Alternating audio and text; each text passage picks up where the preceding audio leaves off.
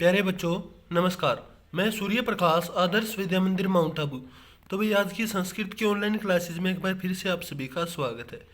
पिछली वीडियो में हमने पढ़ा था संधि, और संधि के अंदर हमने स्वर संधि पढ़ी थी। भाई स्वर संधि किसे कहते हैं?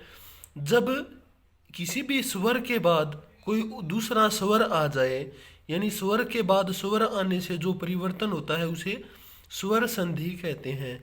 अभी स्वर संधि के अंदर हमने पढ़ा था 5 भेद होते हैं। तो 5 में सबसे पहले हमने पढ़ लिया था दीर्घ संधि। दीर्घ संधि किसे कहते हैं? तो किसी समान स्वर के बाद कोई दूसरा समान स्वर आ जाए, जैसे ए आ के बाद में ए आ गया या आ गया, तो इसका दीर्घ हो जाएगा, तो उसे बोलते हैं दीर्घ संधि। इसके बाद में आज हमारा आता है गुण संधि। दूसरे नंबर की ये संधि है गुण संधि, और इसके अंदर सबसे पहले एक सूत्र लिखा है आदेंग गुणः। इसका अगर हम संधि विच्छेद करेंगे तो इसका बनता है अ अत जमा एंग जमा गुणः। ये 3 इसके अंदर पद जुड़ते हैं। अत का मतलब होता है अ, एंग का मतलब होता है ए ओ, यानी 3 हो गए। तो ये मैंने लिखा है यहाँ पर। गुण 3 प्रकार के होते हैं। कौन कौन से? पहला गुण होता है अत, यानी कि अ, दूसरा होता है ए, और तीसरा होता है ओ। ये 3 गुण होते हैं। ठीक है भाई। अब इन 3 गुणों को मतलब कैसे हम पढ़ेंगे, किस प्रकार से ये 3 गुण होते हैं? तो सबसे पहले हम देखते हैं, अगर ए आ के बाद में ई आ जाए तो दोनों के स्थान पर ए हो जाता है।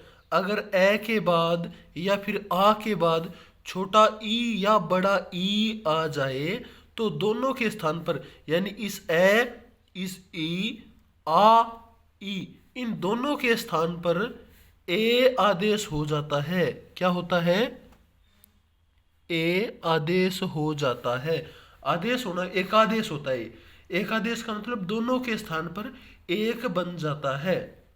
और अगर ए आ के बाद में ऊ अथवा ऊ आ जाए तो दोनों के स्थान पर क्या होता है? ओ बन जाता है। अगर ए आ के बाद में ई आए तो क्या बनता है? ए, और ऊ के आ जाए ना ए आ के बाद, तो उनके स्थान पर बनता है ओ। अब हम देखते हैं ए आ के बाद में अगर री आ जाए, ए आ के बाद में अगर री आ जाए तो उसके स्थान पे क्या बनेगा? आ, ये अर आदेश हो जाएगा। अर, ए आ के बाद में अगर री आ गया ना तो इन दोनों के स्थान पे बनेगा अर, और ए आ के बाद में अगर री हो तो उन दोनों के स्थान पर एल एक आदेश हो जाता है। अब देखते हैं एक बार हम कैसे हो जाता है। इसको हम थोड़ा सा दोबारा छोटे रूप में देख लेते हैं। ये तो मैंने पूरा बड़ा बना के लिखा है। अब यही चीज हम दोबारा देखते हैं। ए आ के बाद में अगर छोटी ई अथवा दीर्घ इकार, लघु उकार अथवा दीर्घ उकार, रिकार और लृकार आने पर क्रमशः ए, ओ, अर तथा अल हो जाता है। बात वही है कि अगर ए आ के बाद में ई आई तो उसके स्थान पे ए होगा, ऊ हो तो उनके स्थान पे अर ओ आदेश होगा, री के स्थान पे अर और ली के स्थान पे अल आदेश हो जाएगा।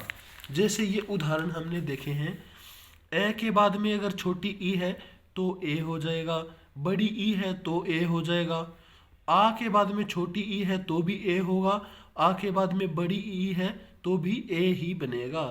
इसी तरह से ये बनते जाएंगे। अब कुछ उदाहरण देख लेते हैं। ए और ई के बाद में अगर ए आ जाता है, जैसे नर जमा इंद्र, नर के अंदर है अ और आगे इंद्र का ई है तो दोनों के स्थान पे ए बन गया, नरेंद्र। आगे देखो, महा जमा ईसह। अब महा के अंदर आ है और आगे ईस की ई, तो इन दोनों को मिला के बन गया ए। आ जमा ई बराबर ए। महा जमा एसह महेशह, ये ऐ नहीं है, ये ए। इसके बाद में आगे आता है दूसरा उदाहरण। अगर ए के बाद में ऊ आ जाए, मैंने ऊपर लिखा था ना ए के बाद में ऊ आ जाए तो ओ होता है। कैसे होगा? जैसे ज्ञान जमा उपदेशः। अब ज्ञान के अंदर ए है और उपदेश के अंदर ऊ है, तो ए और ऊ दोनों मिलके ओ बना।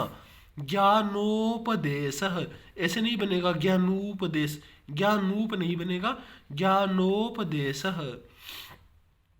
आ जमा ऊ बराबर ओ। महा जमा ऊर्मी बराबर महोरमी।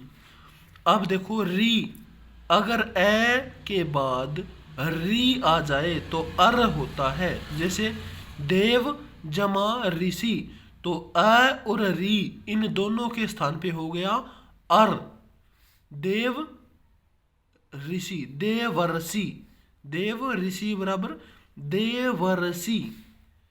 आगे है अ और ली के बाद में अगर ए के बाद में अगर ली आ जाए तो दोनों के स्थान पे होता है अल।